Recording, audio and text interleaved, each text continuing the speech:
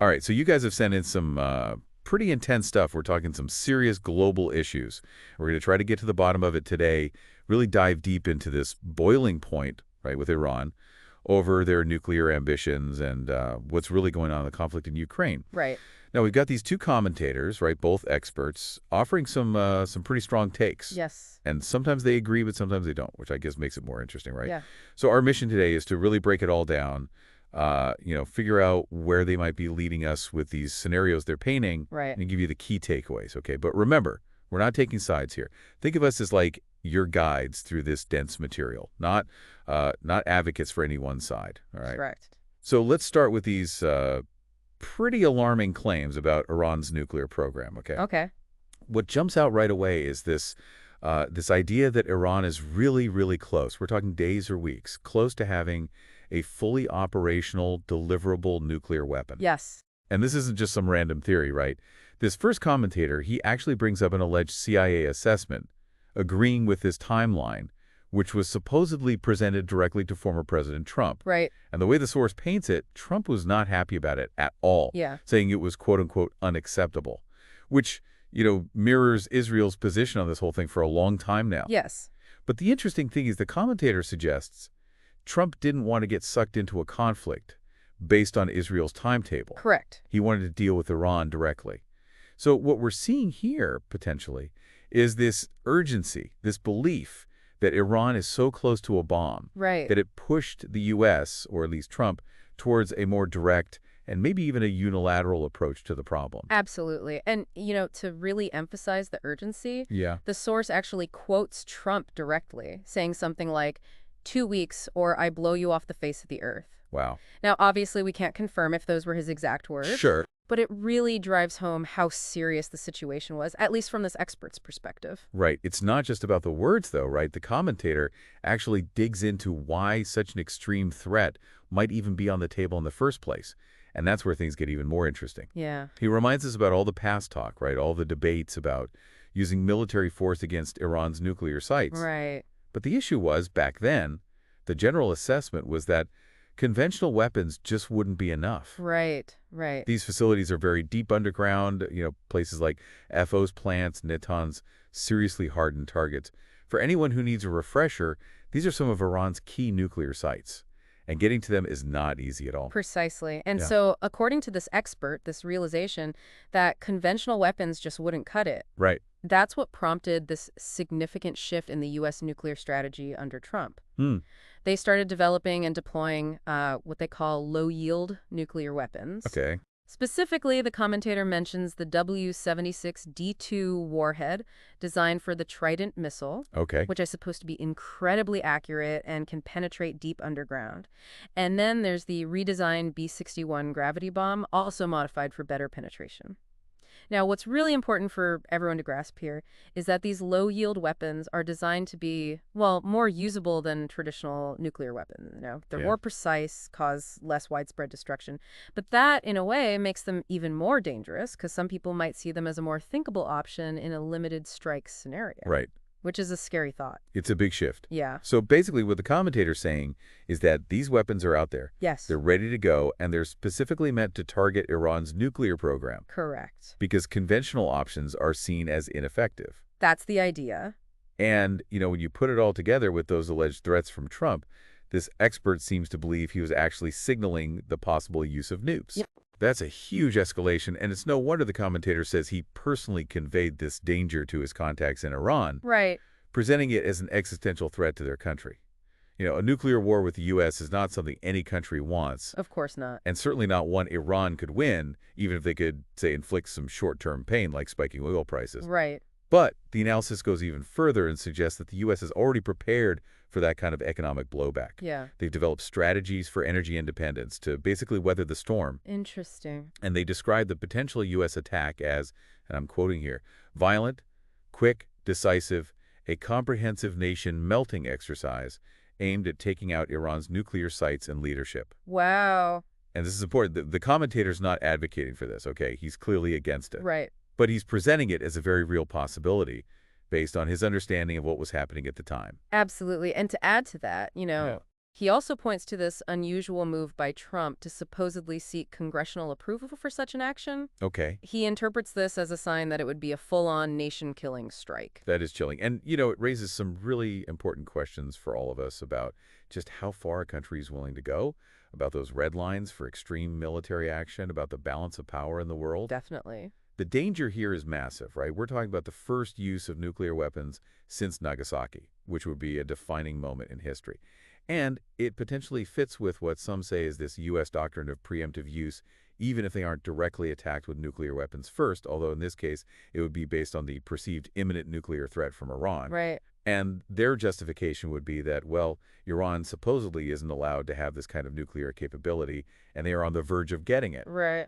The commentator doesn't shy away from laying blame. He criticizes both the potential actions of the Trump administration and Iran's role in escalating the situation by playing, as he calls it, a cute game with the JCPOA, the Iran nuclear deal. Right, right. And it's not just the U.S. and Israel who are worried, right? Right. The commentator also mentions that Russia and China are unhappy with Iran's alleged progress, so this is a much broader international concern. So we've just heard a very intense, frankly, quite scary perspective. Yes. But there is another side to this coin, right? Right. There are some potential paths to de-escalation, and those are also discussed in the materials you send in. Yeah. And what's really interesting here is, even though this commentator just lay out this whole, possible scenario of a nuclear strike, he personally believes Trump didn't actually want to go that far. Really? Yeah. He thinks all that aggressive rhetoric, the military buildup, it was all part of a strategy, a high-pressure tactic to force Iran back to negotiations. Okay. And he points to an alleged shift in Iran's tone, their communication, in response to Trump's approach, suggesting that maybe it was working, at least to some extent. So what's the takeaway for you here? Well, maybe those seemingly extreme actions were actually part of a bigger diplomatic game, although a very risky one. A high-stakes gamble for sure. Exactly. And this is where the idea of Russia and China stepping in as mediators comes in. Okay. Iran, facing all this pressure, might turn to them to broker some kind of resolution. Right. And that's where the Russia-Iran Strategic Framework Agreement comes into play, especially the parts about nuclear power plants. Right. But there's a problem, right? This agreement also highlights a big concern. There seems to be a mismatch between what Iran says it needs enriched uranium for, that Butcher reactor, and their actual enrichment capacity, which is way bigger. So naturally, this raises all kinds of red flags about their intentions. It gives more fuel to the proliferation worries that many countries have. I see. So what's the alternative then? Right. The de-escalation path that the commentator lays out involves a brand new treaty, essentially replacing the old JCPOA. Okay. And this new deal would have Russia as a key guarantor of Iran's nuclear program, Right. allowing Iran to negotiate away a large chunk of its enrichment activities. In theory, this would address the core concerns of both the U.S. and Israel. It's presented as the best way to avoid a truly catastrophic scenario. Okay, so it's like a high-stakes game of chicken, using the threat of extreme force to try and push for a new diplomatic solution. Exactly. Now let's zoom out a little bit, look at the bigger picture, and see what the second commentator has to say about the situation in Ukraine. Okay. He largely agrees with the first guy on the whole Iran nuclear issue, how serious it is. Right. But he brings in this more nuanced view of Iran itself, Okay. emphasizing that it's not a single unified bloc. He talks about pro-Western elements within the country, Right. which is a good reminder for all of us, right? Countries are complicated. They're not always on the same page internally. This second expert also worries about the consequences for the U.S. if they actually attacked Iran, especially with nukes. He thinks it would lead to serious global isolation for the U.S., Right. even if they could manage the immediate economic fallout. Yeah. Interestingly, he actually agrees with some of the first commentators' views, especially about Gaza, Okay. which they've both spoken about publicly. But he says the Iran situation is potentially even bigger because, well, nukes. Yeah, that makes sense. And he brings up this fundamental issue that's at the heart of so many conflicts in that region, the deeply divided opinions about Israel's right to exist at all. It's a complex situation. Absolutely. And then we get these little glimpses into some behind-the-scenes stuff. Hmm. He mentions personnel changes within intelligence agencies, talks about alleged sabotage efforts. It all hints at some serious power struggles happening in the background. Right. But one thing he agrees on is that no one really wants a full-blown war with Iran, not even Russia. Russia might be okay with a stable Iran, even a well-armed Iran, but not a nuclear Iran. Right. And in fact, he raises the possibility of Russia actually rearming Iran, Okay. providing them with conventional weapons like advanced fighter jets and ISR, which stands for intelligence, surveillance, and reconnaissance. Right.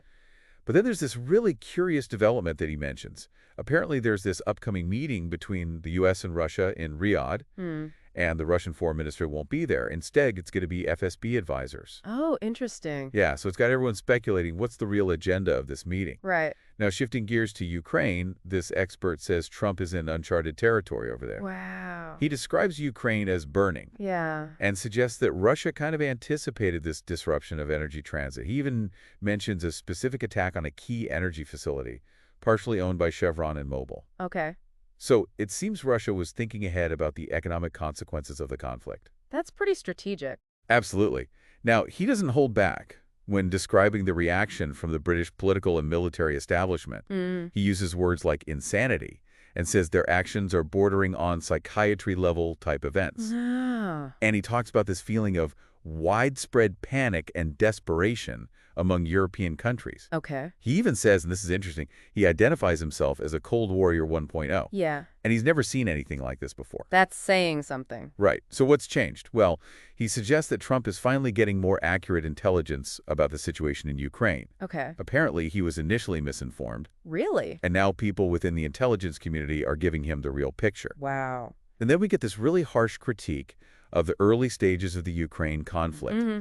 It comes from some unnamed institute called, and I'm quoting here, the Institute for the Unlearning the War. Okay. And they call it, get this, the most inefficient operation in the history of warfare of the last 200 years. Wow.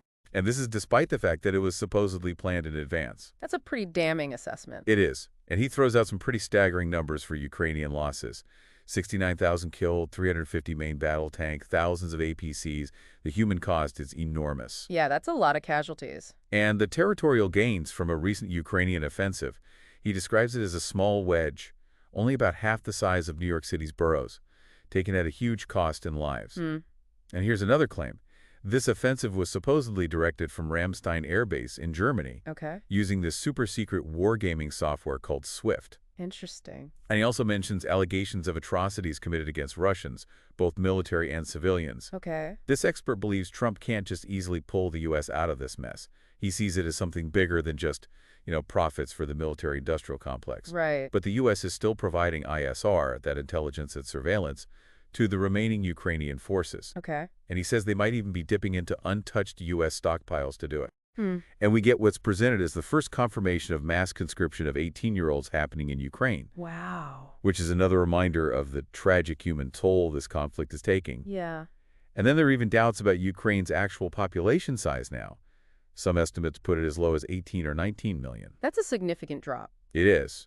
And then he points to this executive order from Putin, a big one, concerning the Ukrainians living in Russia. Okay. It suggests that many Russians are hardening their views. They no longer see Ukrainians as brothers. Wow. And this is reinforced by a statement from a high-ranking Russian official who basically labeled all Ukrainian armed forces as terrorists. So given all of that, it's not surprising that this expert is losing faith in the possibility of a negotiated settlement. Exactly. He believes Russia is winning, and they don't have a reason to compromise much. The U.S. might want a deal, Right. but it's not clear how they get there. And any agreement would have to be spun in a way that doesn't make the U.S. look like they lost, which is a tough challenge politically. It is. And then you have MI6 and French intelligence, Right. who are apparently worried that a peace deal could expose their own actions during the conflict. Yeah, that adds another layer of complexity to an already complicated situation. Absolutely. But the first commentator actually has a more optimistic outlook on the potential for a negotiated settlement in Ukraine. Really? Yeah. He thinks it'll happen sooner rather than later because, in his view, Russia has already achieved most of its key goals. The demilitarization of Ukraine, the so-called denazification, and ensuring Ukrainian neutrality. Okay. He brings up the Istanbul communique, Right. saying it shows that Russia was willing to be pretty flexible in negotiations before. Okay. His argument is that Russia has always been open to compromise as long as their core strategic objectives are met. Interesting. And he thinks they see a chance to improve relations with the U.S. beyond just, punishing Ukraine. Okay, so he's suggesting there's this potential window of opportunity for some kind of constructive engagement between Russia and the U.S. Right. And remember that curious detail about FSB advisors going to that meeting in Riyadh? Well, he speculates that it means they're primarily focused on hammering out a Black Sea agreement. Okay. This would address Russia's concerns about, weaponized grain shipments and things like that, maybe by setting up some monitoring mechanisms. Right. Now, politically, the commentator suggests Trump can spin any deal as fixing Biden's mistakes so he avoids looking weak domestically. Clever. Right. And he believes Russia understands how U.S. politics work and is giving Trump some space to maneuver. That's interesting. And that alleged ambush of Zelensky at the White House. Yeah. He thinks it was a deliberate move to push the negotiations forward, even though it might have rubbed some members of Congress the wrong way. And over in Europe, they're apparently not on the same page as Trump. They're hoping to just wait him out, basically. Okay. So his prediction is that the first real sign of a deal will be a Black Sea agreement coming out of that Riyadh meeting. If that doesn't happen, well, then things are going to drag on, and the future is a lot more uncertain. It makes sense. Now, let's switch gears again and focus on Europe for a minute. Okay. Specifically their perspective and, well, their capabilities. The second expert highlights this interesting U.S. poll that shows a growing number of Americans actually view Russia more favorably now. Wow, really? Yeah, but it's the total opposite in Europe, especially in what he calls old Europe. Right. There's a lot of hostility towards Russia over there. Yeah, that's not surprising. And he's doubtful that Europe would easily agree to a Black Sea deal. He thinks it would take a lot more back and forth, more meetings. Okay. And there's this real fear among Europeans about Vice President Vance. Why is that? Well, she's been pretty critical of Europe's role, Right. their contributions to the alliance. Okay. And this expert is just brutally honest about Europe's military capabilities. Yeah. He calls them pathetic, a joke. He points to their weak air defenses, the state of their strategic missile submarines. And he's skeptical about those big promises of military aid to Ukraine, like all those Rafale fighter jets they were supposed to send. Okay. He uses historical examples to illustrate this pattern of, well, European ineffectiveness when it comes to security. Okay. And his main point is that Europe got rich and comfortable thanks to U.S. military spending and cheap energy from Russia. Right. Now, both of those things are in jeopardy. Yeah, that's a big problem for them. Exactly. And his bottom line is the U.S. and Russia are calling the shots in this global game. Right. And Europe's interests are taking a back seat. He predicts we'll see more U.S. arms sales to Europe, Okay. like F-35s to Germany, as this all plays out. He even questions the quote-unquote irrationality of European leaders wanting to keep this conflict going when they don't really have the resources to do it. And he suggests some countries, like Italy, Spain, Right. they'd probably jump at a U.S. brokered deal, Okay. leaving France and Britain out in the cold. Interesting. Now, what about NATO? Okay, well, the first commentator mentions this European security meeting where there seemed to be an acceptance that the U.S. might gradually withdraw from NATO over the next, say, 5 to 10 years. And this gives the U.S. leverage. They can promise continued support Right. in exchange for Europe cooperating on a Ukraine deal. I see. His argument is that if the U.S. just walked away from NATO, the whole thing would probably collapse. Europe can't afford to defend itself. He points to Germany's struggles to increase their military spending as proof, Right. and that massive 800 billion euro defense spending plan that Europe is talking about. He thinks it's just not economically feasible in the long run. It's a lot of money. It is. Now, last but not least, let's talk about this whole drone warfare thing. Okay. Because both commentators highlight how much it's changing the game. Yeah. The first guy points out this disconnect, this gap between what Europe is saying about Ukraine and what's actually happening on the ground. He talks about Russian battlefield reports that constantly emphasize how dominant drones are in the fighting. Interesting. Both those small FPV drones and the sophisticated systems for jamming them. Okay. He even mentioned soldiers using shotguns to take down low-flying drones. Wow, really? Yeah.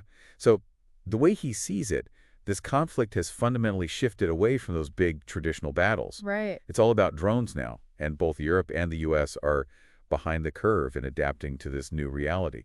He even mentions potential efforts within the U.S. Marine Corps to create specialized drone battalions. Interesting. He talks about how Ukraine is using these cheap, off-the-shelf drones everywhere, Right. even 3D printing them right near the front lines. They're almost like disposable ammunition at this point. Wow. And he's concerned that European forces just aren't trained or equipped to operate in this kind of environment. That makes sense. He's really emphasizing the need for the West to learn from Russia, Yeah. how they've adapted so quickly to this drone-heavy warfare. Right. And the second expert jumps in and mentions this really valuable open-source U.S. military publication. I can't recall the exact title, but it's something like Military Review, maybe? Okay. And his point is, even though this information is out there, the U.S. military hasn't really absorbed the lessons from the Ukrainian battlefield. Interesting. Then he points to a similar publications from the Russian Ministry of Defense, maybe Military Thought, Okay. which offers a lot of insights and actual combat statistics.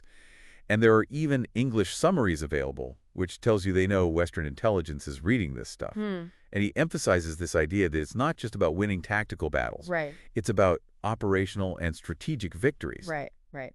He shares a quick story about a successful Russian operation where they achieved a strategic goal through demoralization and surprise. Hmm.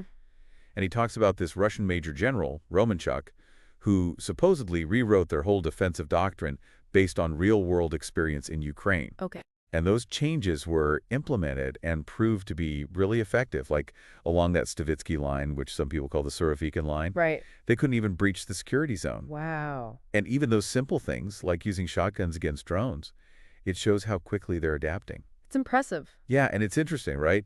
They seem willing to share these insights, these changes in their military doctrine. Yeah, It suggests they're learning fast, and maybe the West isn't keeping up. that's a worrying thought. So there you have it. We've really gone deep down the rabbit hole today, We have. unpacking these incredibly complex geopolitical situations. We talked about the tensions over Iran's nuclear program, Right. the very different perspective on how the U.S. might respond, and of course, the brutal reality of the conflict in Ukraine.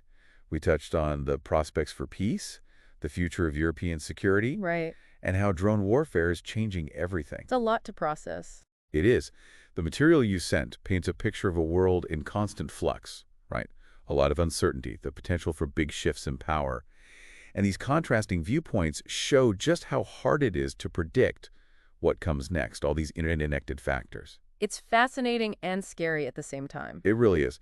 So here's something for you to think about. Considering how dominant drone technology seems to be becoming, Yeah. what does it mean for the future of war? How will it change traditional military structures, training, even the balance of power between countries? These are big questions that are going to shape the world for years to come. Definitely. Now, if you want to explore the ideas of these commentators further, the first one, Scott Ritter, you can find him at scottritter.org. Okay. He's got a ton of analysis there. And the second commentator, Andrei Martyanov. Right. He's got a YouTube channel. Yeah. So check him out, keep learning, and thanks for sending us down this rabbit hole. Thanks for having me. It's been a fascinating journey. Absolutely. And we'll see you next time for another deep dive. Okay.